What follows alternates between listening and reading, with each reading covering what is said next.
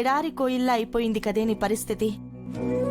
పెళ్లికింకా చాలా రోజుల సమయం ఉంది కదా, అంతలోపు ఏదో ఒక అద్భుతం జరగకపోదులే అని ఇంతకు ముందు అనుకునేవాళ్ళం. ఇప్పుడేమో పెళ్ళేమో ఎల్లుండే, సమయం ఏమో దగ్గర పడిపోతుంది. సమస్య నుంచి బయటపడే మార్గం మాత్రం కనిపించడం లేదు. అసలు నువ్వు ఏం చేద్దామనుకుంటున్నావు? బావ మాయ మెడలో మూడో ముడి వేసేంత వరకు నాకు సమయం అవకాశం ఉన్నట్టే లెక్క.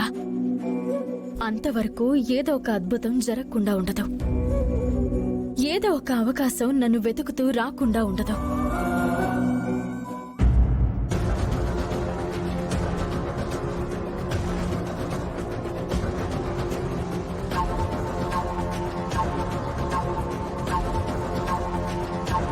ఏంటిది? గౌరమ్మ ఇదివరకు ఏ గదిలో ఉండేదో ఆ గదిలో దొరికింది. ఏముంది అందులో? ఇంకా ఓపెన్ చేయలేదు, ముందు మీకు చూపించాలని తీసుకొచ్చాను.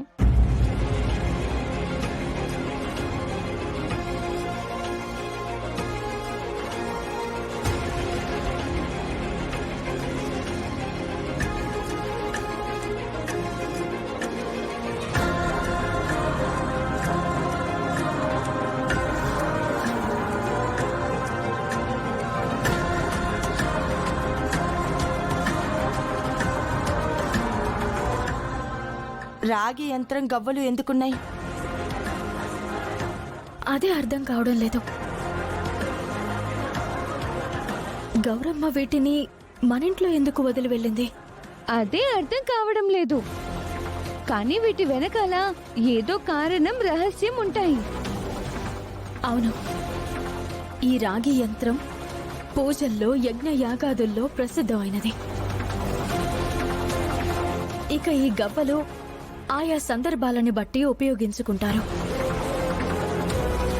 కొందరు అలంకరణలో, కొందరు జాతకం చెప్పడంలో, కొందరు అంజనం వేయడంలో, ఇలా రకరకాలుగా ఉపయోగించుకుంటారు. తెల్ల గవ్వల్ని నేను ఇంతవరకు చూశాను గాని ఇటువంటి రంగుల గవ్వల్ని నేనెప్పుడు చూడలేదవని. విచిత్రంగా ఉన్నాయి. నేను టూరిస్ట్ గైడ్గా పనిచేసినప్పుడు ఎక్కడో చూసినట్టు గుర్తు. ఇవి సాధారణమైనవి కాదు, వీటికి మహిమలుంటాయి.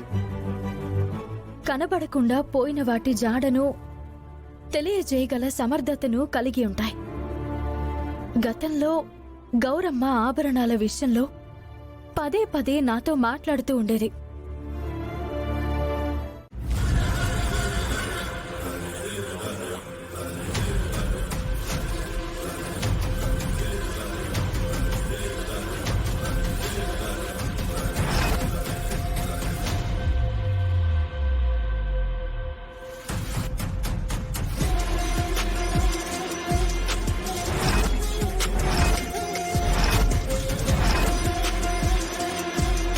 ఇదేంటి మధ్యలో పడకుండా 4 దిక్కులకి పడుతున్నాయి? మరోసారి వెయ్యండి మేడం. ఈసారి నువ్వు వే.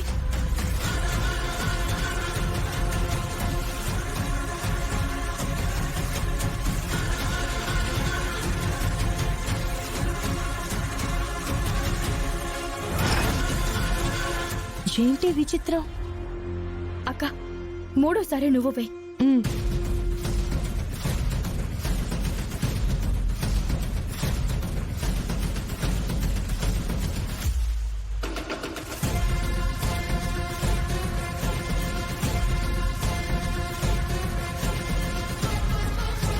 ముగ్గురం ప్రయత్నించినా అదే విధంగా జరుగుతుంది.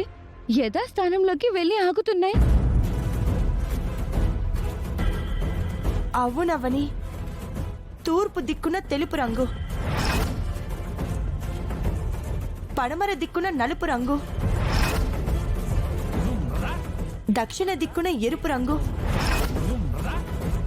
ఉత్తర దిక్కున బ్లూ రంగు.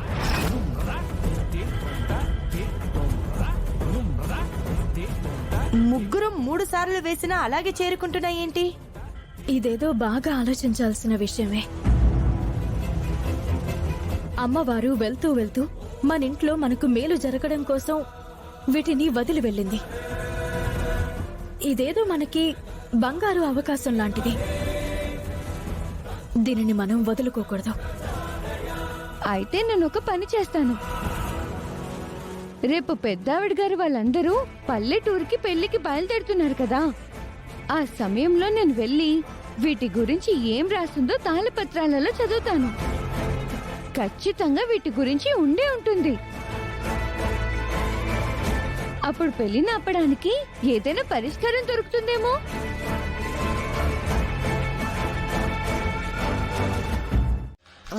నేను బయలుదేరుతున్నాను. విజయోస్తు. ధన్యురాల్ని. Bye daddy, bye mummy. కళ్యాణ ఘడియలు దగ్గరకు వచ్చేసాయి. నా అత్తింటి వారు ఆల్రెడీ పల్లెటూరుకి పయనమయ్యారు. నీతో ఏదో మాట్లాడాలనుకుంటున్నారు.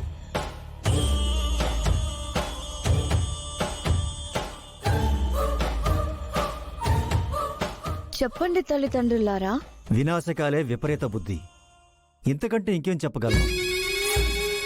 చెడిపోటానికి చాలా మార్గాలు, చాలా అవకాశాలు దుష్టశక్తులు ప్రసాదిస్తాయి.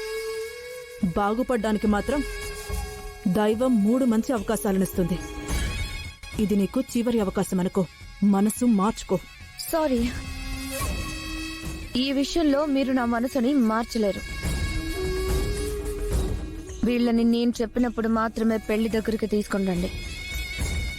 ఎందుకంటే పేరెంట్స్ లేకపోతే పెళ్లి ఆగిపోతుంది కదా. అలాగని ముందు తీసుకుని వెళ్తే ఇబ్బందుల్లో పడిపోతాను. అందుకే చివరి నిమిషంలో కన్యాదాన సమయానికి వచ్చినా పర్లేదు.